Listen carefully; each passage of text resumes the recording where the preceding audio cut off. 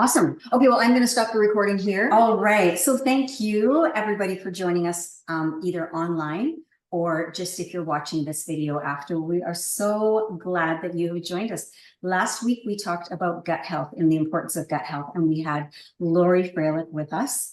And she is a life coach, and she is also a gut health coach. Is that correct, Lori? Yes.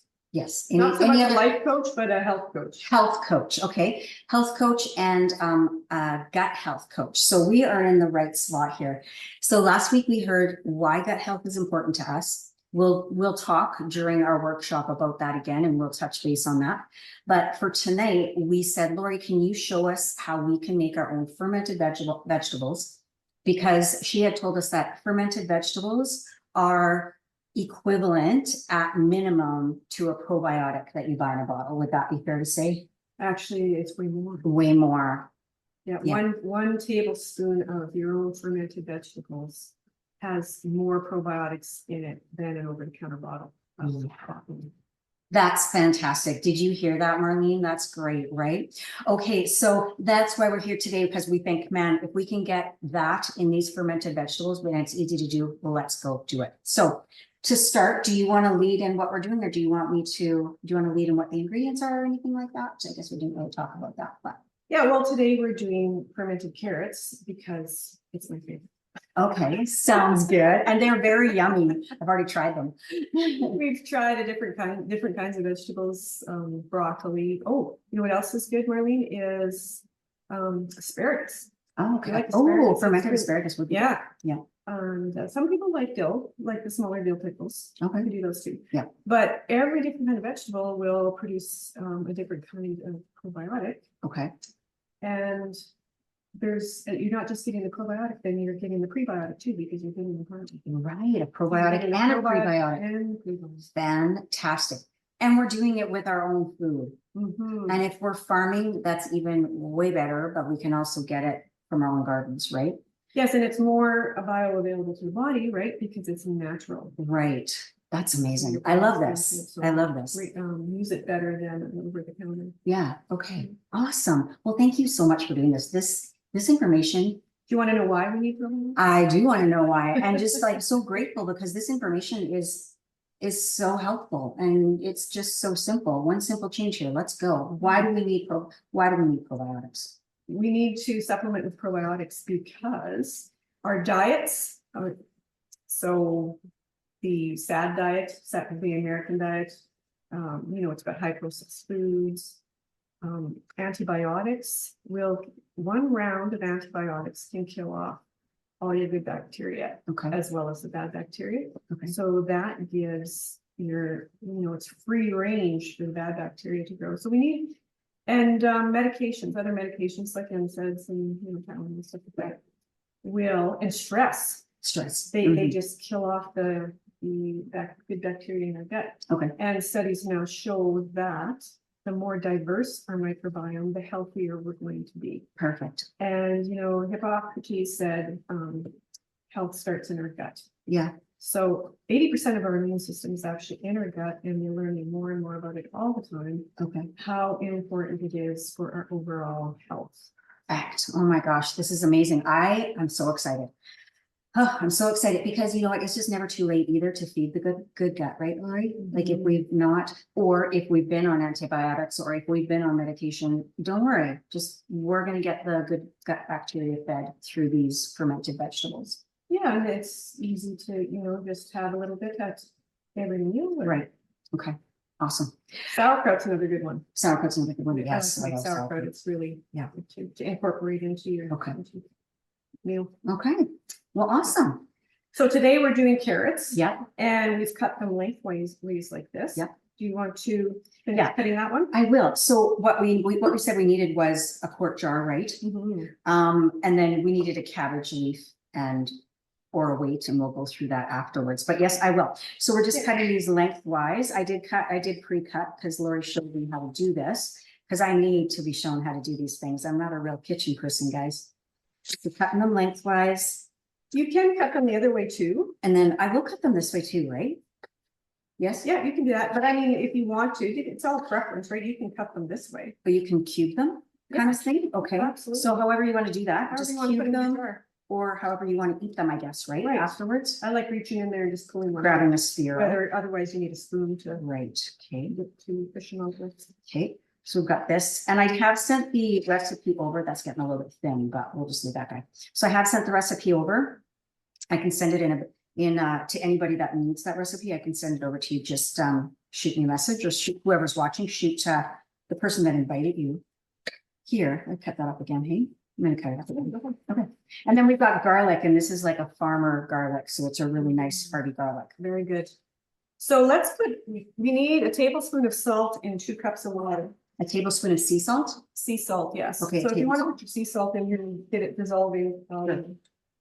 Okay, so I'm gonna put jar. a tablespoon of sea salt. Have I got the wrong way there? Great. That's right. Okay, so a tablespoon of sea salt into 2 cups of water. Okay, Stuck on. come out you. Oh, there we go. Now I got the funnel open. Okay, There we go. that's about right. Mhm. Put that in there. So 1 tablespoon to 2 cups of water, Yeah, and get that dissolving. I'll get that dissolving for you. And what you want to do is put your garlic and your dill in first. So you've Okay. got 3 cloves of garlic Yeah, I'm gonna put those just all in at the same time. Yeah. So garlic goes in. and a handful of dill. So you can just cut a little bit of dill. This is fresh dill.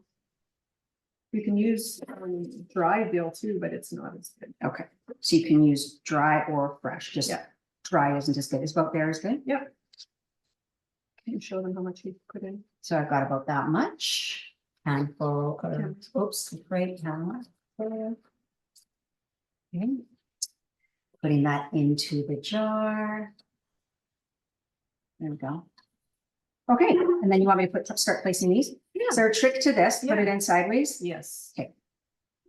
So just start filling up this jar, which, I mean, canning, people have done this before, right? I'm not a big canner myself. I love this idea that this is so simple, you guys. And I don't have to wait how many months, how many days until I can eat these? Depends on how warm your kitchen is. Okay, So in the winter, it takes a little longer, maybe up to 8 or 10 days. okay, In the summer, it's sometimes only 5 days. okay, because you want it to be warm, or you want it to be, No, you want them to start bubbling and fermenting. And then you can just pull one out and taste it. And if it's to your liking, you put them in the fridge, because when you put them in the fridge, then they stop fermenting. okay, and if they would continue fermenting, they're gonna go bad. Yeah, I don't know how long we could leave them on the cupboard. It Okay. wouldn't go bad. Okay, sounds good. Excellent. Hey, we did a pretty good guess on these, I think. You weren't far off. You're a better guesser than I am for how much we needed. I've done it a few times. Yeah, I can see that. Okay, so just keep filling it in there. Yes, stuff them in. So they can be pretty tight in there. Hey? Oh, yeah. And then you can cut those smaller and lay them on top if you want. Yeah, let's do that. I'm gonna Don't do that. waste them. So I'm gonna cut these just a little bit smaller and throw them in on top. Yeah, that should be good, because you don't want to. The water has to be over top of the carrots, so Okay. don't put too many in. There, is that good? Yeah, I think. Okay, so this is what, it looks like. I don't know. So you filled it up to the shoulder, I filled it up to the shoulder pretty much, yeah. Okay, and now you're just going to pour your so the water is dissolved, or the salt is dissolved in here. I can see that. Just gonna pour that in. 2 cups, because we want this over top of the carrots. Yeah. There you go. Okay, just a little bit left. All right, so So the recipe says to put a cabbage leaf on here. The cabbage leaf is to hold your vegetables down so they don't get any air and they don't mold. I don't have a cabbage leaf, but I do have these weights. They're pickle pebbles, they're called. pickle pebbles. And you can get them in different sizes. Next size is for a narrow mouth jar like that.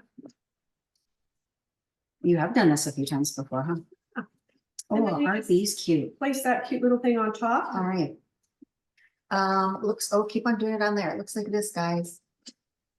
Just a pickle pebble. So it's gonna go in here and it's getting it placed right on top. So just like that, Lori, do I push that down? Yeah, you don't have to worry too much about carrots floating up, but if you Right. get other things in there, sometimes like cabbage, we make sauerkraut. So this is just to keep them under the water. Yes. Oh, okay, perfect. Yeah, now you can put your lid on. And the lid can go on. The Oh, lid yeah. does go The on, lid can go on. obviously. Okay. Obviously, do you tighten it very tight? Just, I don't overtime it. Just- you guys, how long did that take? And we have, in 1 tablespoon of these probiotics, we have more, There's more in 1 tablespoon than there is in a whole bottle. a of whole over-the-counter. bottle of over-the-counter probiotics. Also, because we have the vegetable in here, we have a prebiotic. Yeah, So prebiotic and probiotic, that is something that you cannot get in the same bottle yet here in Canada, or in a bottle in Canada, right? Well, that's about it. I really like that. So we're gonna store this for how long in a dark and warmer place? just, yeah, in a dark place. Dark It place, doesn't have to be, you know, just room in temperature your pantry. in your or pantry, okay? Somewhere where you might remember though that it's there. You don't want to Yes. forget about it. Yes, exactly. And then you can just burp it every once in a while because it'll start to bubble and ferment and sometimes it might bubble over on you. You don't want it to bubble over you and burp it sometimes, but in a couple of days, you'll start seeing bubbles coming up. Okay, And it will get a little cloudy and that's normal. Here's a jar that I've done. You want another one? yeah, sure. So can you hold that closer to the camera? It gets a little bit cloudy and that's normal, you say, hey? Yeah. It's not really cloudy, but yeah, And I used dry dill in this one, which isn't as good. okay. They're delicious. Crunchy and a And little bit still crunchy sour. and sour, yeah. Okay. May I ask, and I didn't, difference, so the pickled carrots versus the fermented carrots, not the same. As far as gut health Oh, goes, no, not even close. okay, Pickled carrots are a vinegar and they're pickled. pickled, okay, Some of them are processed. okay, I mean, you can buy sauerkraut and you can buy kimchi and all those things. Mhm. But when they're processed, it kills off the good bacteria. So you're not getting as much. okay, There might be some, I don't know how. Okay. But okay, this is your best bet. that is fantastic. How easy was that? We're done, Yeah, right? you can make a few. I'm gonna make a few, and so I'm going to burp this in I'm gonna check on it, maybe burp it in a couple, 3 days. And then maybe in 7 days, I'm gonna be ready to check these out to eat them. Yeah. And if they're up to my liking, in 7 days when I check them, I'm gonna put them in the fridge so they don't continue to ferment. And then I'm going to eat these every day and get my probiotics in. And if when you start, like if someone has dysbiosis in their gut or their microbiome is unbalanced and they start to introduce probiotics, sometimes you could get diarrhea or, you know, different symptoms from it, then just back off and go slower. Right. Right. If one of these a day is too much for you, then have one every other day. If that's still too much, then have one every, you know, you have to play around with it. Right. But Okay. Okay, so work your way up. Okay, Just like Juice Plus. just like Juice Plus, yeah, Yeah. exactly. One a day. So I have a question then. Because you know what, it has been mentioned. Now, how much time do we have? Okay, we've only been 15 minutes. I do have a couple questions. So let's say somebody is just in the midst of having kind of like a bacteria, whether it is, you know, diarrhea or, you know, looseness. Should they stay away from this? Well, that depends on all what's going on. You'd have to say, ask your I have doctor. a question, hey, okay. Yeah, because there's a lot of different things that can Yeah, be going so on. probiotics, this is just food, right? So, Like for me, I struggled with candida and some people say, stay away from this when you have candida. right, And other people say, you know, it's okay. So you have to know. I would play around with it. Yeah. Myself personally, because, you know, you're gonna go ahead, yeah, I would play around with it the same type of way, yeah. Okay, so for our guests, do you have any questions? You can put them in the chat, or you can just ask them right here if you have any questions. If this video is shared out to you, and you have any questions, you just make sure you get back to the person that sent you the recording. And other than that, we thank you all for taking a look.